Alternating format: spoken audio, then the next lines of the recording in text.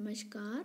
आज हम BSc part first year के गैसीय अवस्था चैप्टर में ठोस, द्रव्य एवं गैसों में संरचनात्मक रूप से क्या विभेद होते हैं इनके बारे में पढ़ेंगे।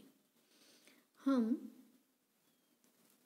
द्रव्य एवं गैस के गुणों को बारे में काफ़ी हद तक पढ़ चुके हैं इनके चैप्टर में, एवं गैस के बारे में हम नेक्स्ट सेमेस्टर में जो आपका चैप्टर है ठोस अवस्था उसमें पढ़ेंगे। अब इनमें मेन रूप से क्या क्या गुण हैं और इनमें कौन कौन से अंतर होते हैं इसके बारे में हम देखते हैं। सबसे पहले है आयतन वह आकृति।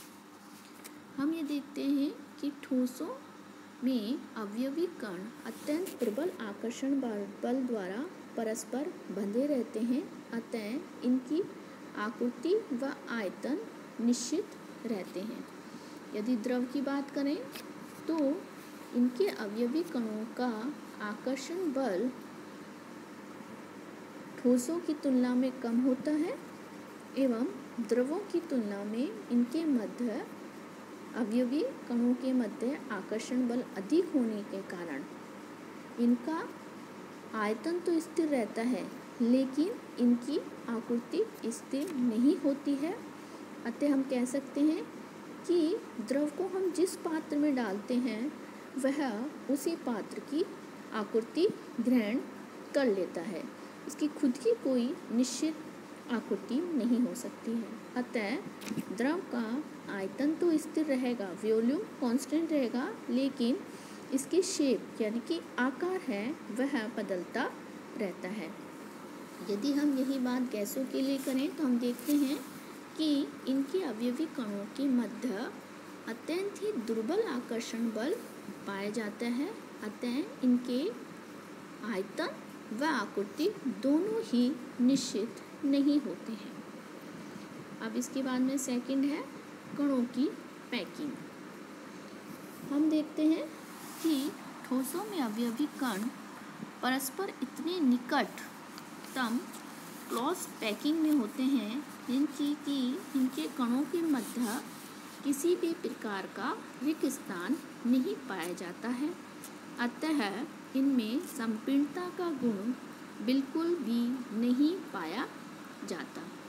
यदि हम द्रव में देखें तो हम देखते हैं कि इनके अवयवी कणों के मध्य रिक्त स्थान होता है, अतः एक पूर्ण भरे हुए, यदि हम एक एग्जाम्पल लें कि एक पूर्ण भरे हुए ग्लास में यदि हम सावधानी पूर्वक पानी को गिराएं तो हम आराम से इसमें 3-4 सिक्के डाल सकते हैं। अतः इनके अवयवी कणों के मध्य रिक्त स्थान पाया जाता है। यदि हम गैस की बात करें तो इनके अवयवी कणों के मध्य अत्यधिक रिक्त स्थान होता है, अतः गैसों में संपीड़नता का गुण सबसे अधिक पाया जाता है एवं ठोसों में संपीड़नता का गुण बिल्कुल भी नहीं पाया जाता। अब हमारा तीसरा गुण है विसरण यानी कि डिफ्यूजन। यदि हम ठोसों की बात करें तो हम देखते हैं कि इनके अवयवी कणों में निकटतम पैकिंग के कारण एक ठोस किसी दूसरे ठोस में विस्तृत नहीं हो पाता है। यदि हम यही गुण द्रवों में देखें तो हम देखेंगे कि अवयवी कणों की कुछ ढीली पैकिंग के कारण एक द्रव दूसरे द्रव में विस्तृत हो सकता है। यदि यही गुण हम विसरण का गैसों में देखें तो हम पाएंगे कि अवयवी कणों के मुक्त विचरण के कारण एक गैस तुरंत ही दूसरी देश में विस्तृत हो जाती है। हमारा चौथा पॉइंट है शांतता या बहने का गुण।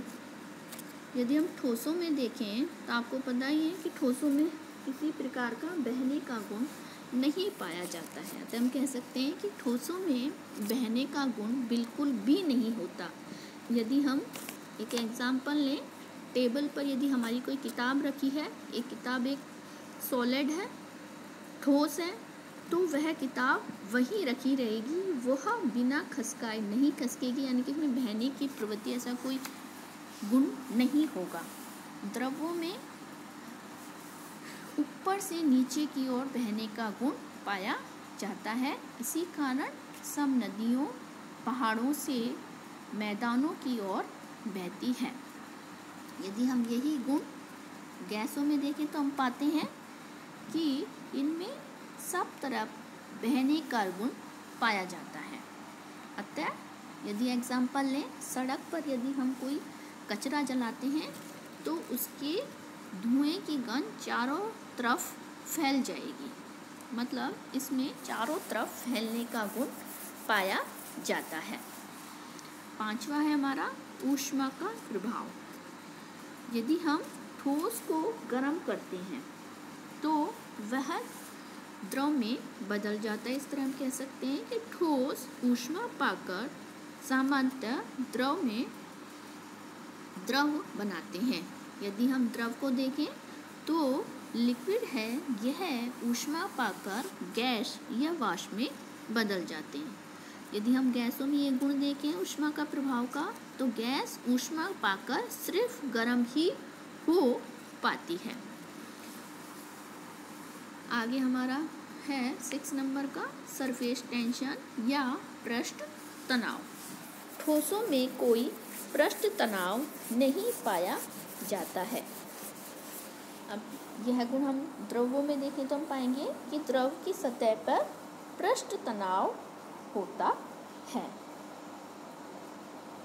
यदि हम गैस की बात करें तो गैस के पात्र में सब तरफ गैस का दाब समान होता है।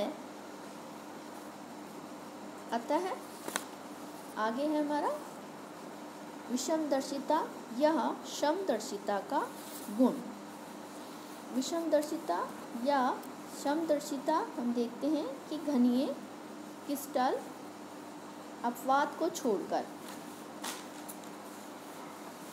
यदि क्रिस्टलीय ठोसों में विषमदर्शिता क्रिस्टलीय ठोस विषमदर्शिता दर्शाते हैं, क्योंकि कणों की निश्चित पैकिंग के कारण इनमें अपवर्तनांक आदि गुण क्रिस्टल की अलग अलग दिशा में भिन्न भिन्न होते हैं। अतः इनमें विषमदर्शिता का गुण पाया जाता है। यदि हम द्रव में देखें तो हम पाएंगे इनके कणों की पैकिंग निश्चित नहीं होती, अतः ये समदर्शिक होते हैं और किसी भी दिशा में अपवर्तनांक आदि गुणों का अध्ययन किया जाए तो उनका मान समान ही प्राप्त होते हैं। यदि गैसों में दिए जाए तो इनके कणों की किसी प्रकार की पैकिंग निश्चित नहीं होती है, अतः ये भी समदर्शिक होते हैं। यह था हमारा ठोस, द्रव तथा गैसों में संरचनात्मक रूप से क्या क्या भेद या डिफरेंस होते हैं। नमस्कार।